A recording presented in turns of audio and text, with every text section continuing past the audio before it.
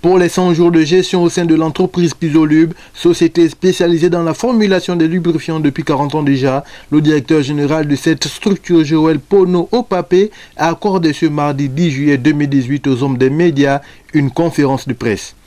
L'occasion lui a été donnée pour décliner quelques axes phares de sa politique de gestion, entre autres le redressement de cette société vieille de 40 ans.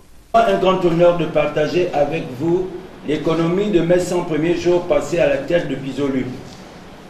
Après le décret pris en Conseil des ministres le 8 mars 2018, confirmant la confiance des plus hautes autorités de l'État, à la tête desquelles le président de la République, chef de l'État, son Excellence Ali Bongo Ondimba, à ma modeste personne, et le plébiscite du Conseil d'administration tenu le 20 mars 2018, me voilà depuis le 22 mars 2018 à la tête de la société de formulation de lubrifiants avec une mission de redressement pour une prospérité partagée. La société Pisolub a perdu près de 60% de son chiffre d'affaires dans les 4 dernières années et en 2017 n'a réalisé que 28% de sa capacité de production.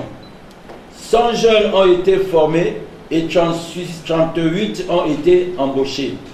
La direction technique a été scindée en 4 services, maintenance, blending, emballage et approvisionnement, dont les chefs de service ont été nommés.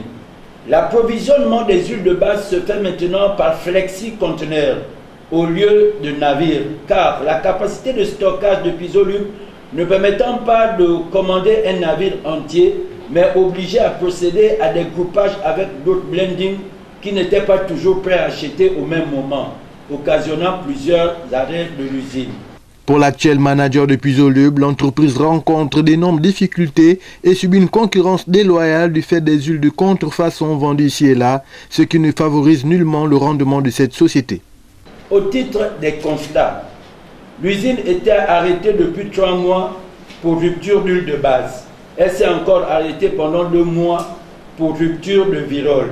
Actuellement, il y a risque d'un arrêt pour manque d'additifs. La chaudière est toujours en panne, le matériel commandé n'est toujours pas arrivé. Une enfuiteuse sur 2 est en panne, une embidonneuse sur 2 est en panne.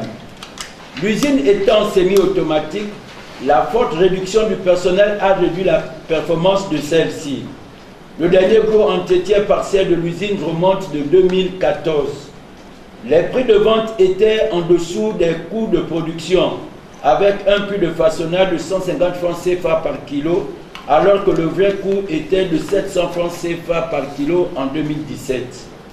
Le marché national des lubrifiants est estimé par comparaison du ratio carburant-lubrifiant à 25 000 tonnes an, et Pisolub n'a produit en 2017 que 2800 tonnes. Au moment de ma prise de fonction, l'usine n'avait produit que 79 tonnes et à ce jour, nous sommes à 1084 tonnes. Étant donné la complexité de la direction administrative et financière, un diagnostic stratégique financier et comptable a été confié au cabinet IBMC. Les résultats seront connus dans un mois. Au titre des réalisations, M. Aganga Cédric a été nommé directeur technique grâce à son background de chimiste bilingue pour rassurer les clients. Plusieurs sujets ont été abordés au cours de cet échange. Le directeur général pour l'heure en appelle aux plus hautes autorités qui devraient revoir les taxes douanières et bien d'autres afin d'asseoir sa comptabilité.